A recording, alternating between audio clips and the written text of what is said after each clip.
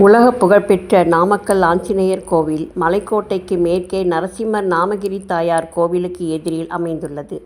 திராவிட கட்டிடக்கலையுடன் மிக அழகாக வடிவமைக்கப்பட்டிருக்கும் இக்கோவில் எதிரிலுள்ள நரசிம்மரை கைகூப்பி வணங்கியபடி திறந்த விழிகளுடன் காட்சி தருகிறார் நம்முடைய ஆஞ்சநேயர். 18 அடி உயரமுள்ள ஒற்றை கல்லினால் ஆன ஆஞ்சநேயருக்கு மேல் கோபுரம் இல்லை. இது இந்தியாவிலேயே மிகவும் உயரமான சிலையாகும்.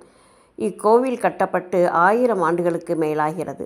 இராமாயண காலத்தில் சஞ்சீவி மூலிகையை பெறுவதற்காக இமயத்திலிருந்து சஞ்சீவி மலையை பெயர்த்தெடுத்து வந்தவர் பணி முடிந்ததும் அங்கேயே வைத்துவிட்டு சென்று விட்டாராம்.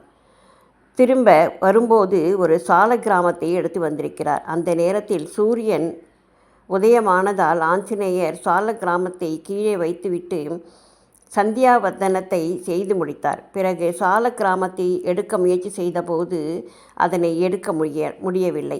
ராமனுக்கு செய்ய வேண்டிய உதவிகளை செய்துவிட்டு வந்து எடுத்துச் செல் என்று அசரீரி ஒலிக்கிறது. ராமர் பட்டாபிஷேகம் முடிந்ததும் திரும்பி வந்து பார்த்தால் அந்த சால கிராமம் நரசிம்மமூர்த்தியாக வளர்ந்து நிற்க நரசிம்மரை வணங்கியபடி ஆஞ்சநேயர் நமக்கெல்லாம் அருள்பாலிக்கிறார். இக்கோவில் நாமக்கல் மாவட்டத்தில் மலைக்கோட்டையின் கீழ் சேலம் செல்லும் வழியில் அமைந்துள்ளது. இடுப்பில் வாளுடன் சால கிராமத்தால் ஆன மாலையையும் அணிந்து கம்பீரமாக காட்சி தரும் அழகே அழகு. மிக நீண்ட பிரம்மாண்டமான மலையில் குடைவரை கோயிலாக நரசிம்மமூர்த்தி கோவில் அமைந்துள்ளது. திருத்தல விருட்சமாக பலாமரம் இருக்கிறது. சுமார் 800 வருடங்களுக்கு பழமையான பலாமரத்தின் நமஸ்கார நினைவு சின்னமாக பாதுகாத்து வைத்து வருகிறார்கள்.